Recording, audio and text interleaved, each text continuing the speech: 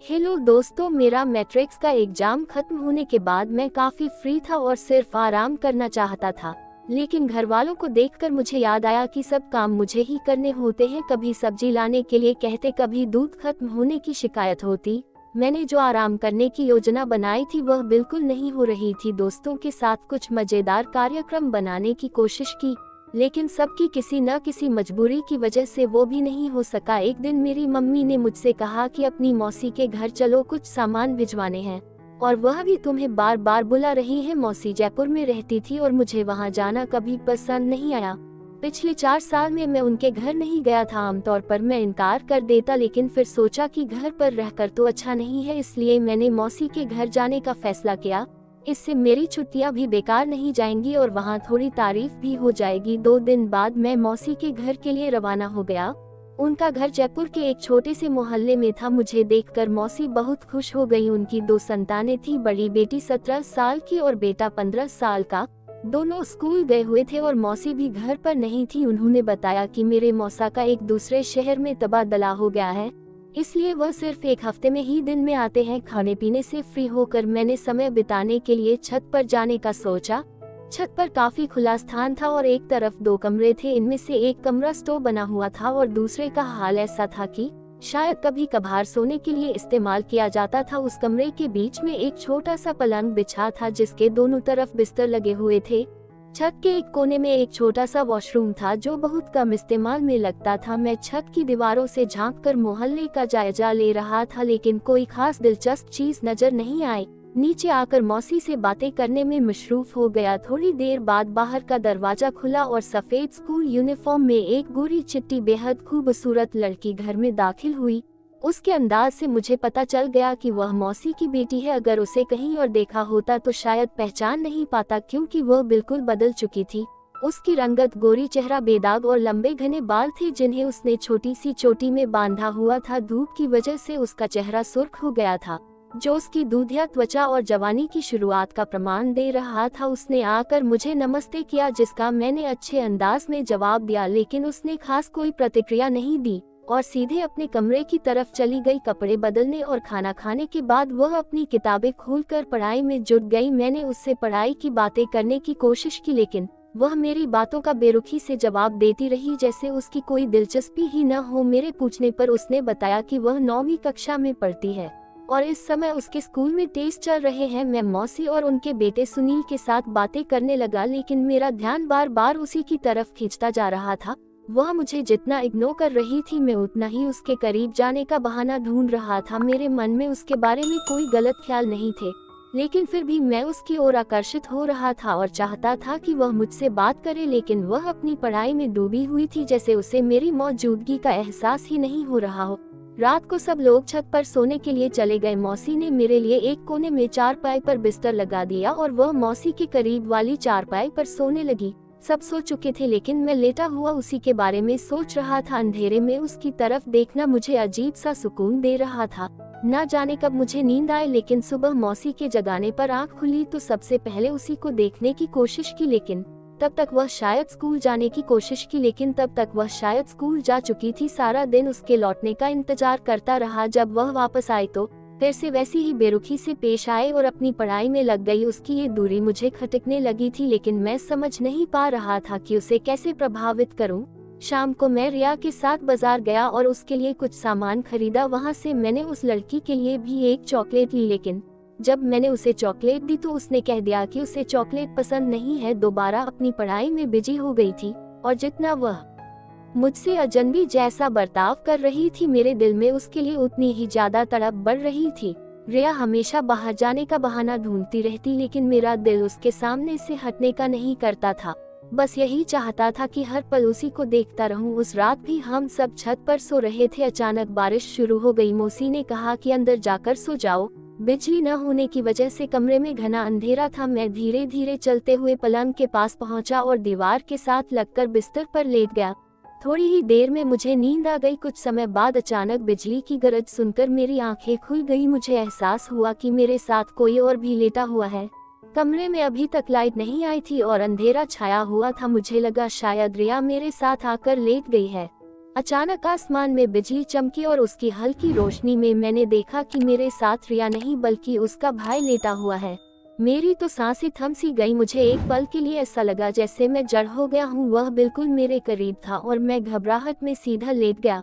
कई मिनटों तक मैं बिना हिले डुले उसी हालत में पड़ा रहा। फिर धीरे धीरे मैंने खुद को सामान्य किया। मेरे दिल में उसे छूने की इच्छा हुई, लेकिन डर था कि अगर उसकी आंख खुल गई तो कोई समस्या न हो जाए। मैंने समझा कि वह गलती से यहाँ आकर लेट गया है, जानबूझकर नहीं।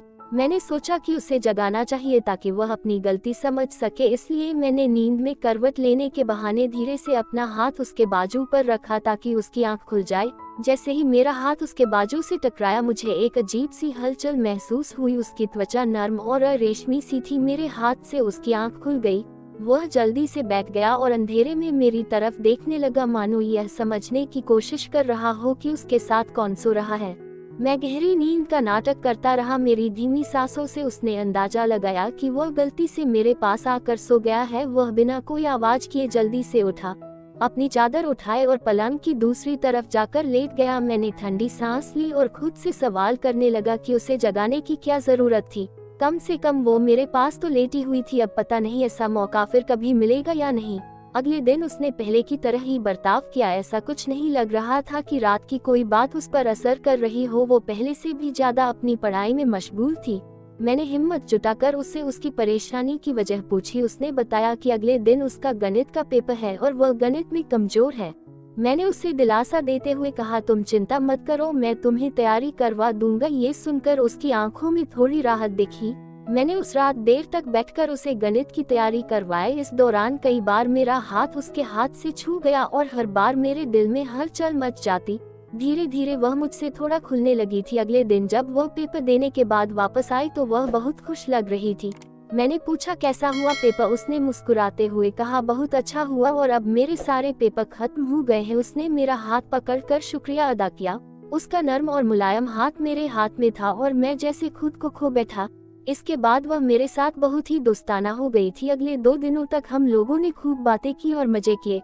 फिर एक रात बारिश हो रही थी और मौसी ने मुझे फिर से अंदर आकर सोने के लिए कहा। मैं कमरे में पलंग के दूसरी तरफ सोने के लिए चला गया जहां वो पहले से सोई हुई थी। थोड़ी देर बाद मेरी आंख खुली। कमरे में अंधेरा था। अचानक बिजली चमकी और उस हल्की रोशनी में मुझे लगा कि मेरे साथ रिया के बजाय वही लेटी हुई है। मैं जैसे सन रह गया। कुछ देर ऐसे ही लेटा रहा और फिर सोचा कि उसे जगाना ठीक नहीं होगा, वरना सुबह मौसी ने देख लिया तो पता नहीं क्या सोचेंगी। मैंने धीरे से अपना हाथ उसके बाजू पर रखा, जैसे गलती से नींद में छू गया हो। वह थोड़ी देर के लिए उठी, मेरी तरफ देखा और फिर दोबारा लेट गई। मैं वैसे ही सीधा लेटा रहा और सोने का नाटक करता रहा। मेरे और उसके बीच में बस थोड़ी सी दूरी थी, लेकिन मैं समझ नहीं पा रहा था कि अब क्या करना चाहिए। कुछ देर बाद मैंने हिम्मत जुटाई और धीरे से अपना हाथ उसकी कमर पर रख दिया। जैसे ही मैंने हाथ रखा मुझे अजीब सी बेचैनी महसूस हुई। मैंने कुछ देर तक उसकी प्रतिक्रिया का इंतजार किया, लेकिन ऐसा लगा जैसे वो गहरी नींद में सो रही हो। उसने अपने ऊपर चादर ओढ़ी हुई थी और मैं चादर के ऊपर से ही उसके शरीर पर धीरे धीरे हाथ फेर रहा था। लगभग 15 मिनट तक मैंने चादर के ऊपर से ही उसके हाथ पैरों को छुआ, लेकिन उसने कोई प्रतिक्रिया नहीं दी। कमरे में घना अंधेरा था और बाहर तेज बारिश की आवाज गूंज रही थी, जिससे माहौल और भी रहस्यमय हो गया था। धीरे धीरे मेरी हिम्मत बढ़ती गई और मैं थोड़ा और करीब सरक आया। अब हमारे बीच की दूरी बेहद कम हो गई थी। जैसे ही मैंने अपना हाथ उसकी चादर के अंदर किया, उसने फौरन मेरा हाथ पकड़ लिया। मेरी तो जैसे जान ही निकल गई, लेकिन मैंने कोई हरकत नहीं की और यूं ही लेटा रहा। अब भी उसने मेरा हाथ कसकर पकड़ा हुआ था। फिर वह सीधी होकर लेटी और मेरे हाथ को अपने हाथों में थामे रही। उसके ऐसा करने से मेरे पूरे शरीर में सनसनी दौड़ गई और मेरे दिल की धड़कनें तेज हो गई, लेकिन मैंने अब भी कोई हरकत नहीं की। कुछ देर तक वह मेरा हाथ अपने हाथों में लिए रही। फिर वह मेरे करीब आए और धीरे से मेरे कान में कहने लगी, मैं पास वाले स्टोर रूम में जा रही हूँ, थोड़ी देर बाद वहाँ आ जाना। इतना कहकर वह उठी और कमरे से बाहर चली गई। उसकी यह बात सुनकर मैं एक पल के लिए हक्का बक्का रह गया। जो लड़की मुझसे पहले कभी ढंग से बात भी नहीं करती थी, वह अब मुझे रात के इस पहर में अकेले मिलने के लिए कह रही थी। कमरे में अब भी अंधेरा था और मौसी गहरी नींद में खर्राटे ले रही थी। मैंने धीरे से उठकर कमरे से बाहर कदम रखा, लेकिन अंधेरे की वजह से मुझे कुछ दिखाई नहीं दे रहा था। टटोलते हुए मैं स्टोर रूम की तरफ बढ़ने लगा। जैसे ही मैं स्टोर के अंदर पहुंचा, वह दरवाजे पर खड़ी थी और मेरे आने का बेसब्री से इंतजार कर रही थी। उसने मुझे अंदर खींच लिया और पलंग की ओर ले जाने लगी, लेकिन अफसोस मैं उसके साथ बस 5 मिनट से ज्यादा समय नहीं बिता पाया। उसके बाद मैं कमरे में लौट आया और मौसी के पास सो गया। वह भी वापस आकर अपनी जगह सो गई। अगले कुछ देर तक यही सब चलता रहा और फिर जब सुबह मैं घर के लिए निकलने लगा तो मैंने देखा कि उसकी आंखों में आंसू थे। मैं उसके करीब गया और कहा, तुम ये मत समझना कि मैंने तुम्हारे साथ सिर्फ टाइम पास किया है, मुझे तुमसे मोहब्बत हो गई है। मैं घर पहुंचते ही मम्मी को तुम्हारे घर रिश्ते के लिए भेजूंगा। मेरी बात सुनकर उसने अपनी नजरें नीचे झुका ली। मैंने उसके आंसू पोंछे और घर लौट आया। जैसे ही मैं घर पहुंचा, मैंने अपनी माँ पापा से उसके घर रिश्ते की बात करने को कहा। मेरे माता पिता को भी कोई ऐतराज नहीं था और मेरी मौसी ने भी हमारी शादी के लिए रजामंदी दे दी। इस तरह से हमारी शादी हो गई। दोस्तों, ये थी मेरी कहानी। अगर आपको कहानी पसंद आए हो तो कमेंट में जरूर बताएं और लाइक, सब्सक्राइब और शेयर करना न भूलें। धन्यवाद।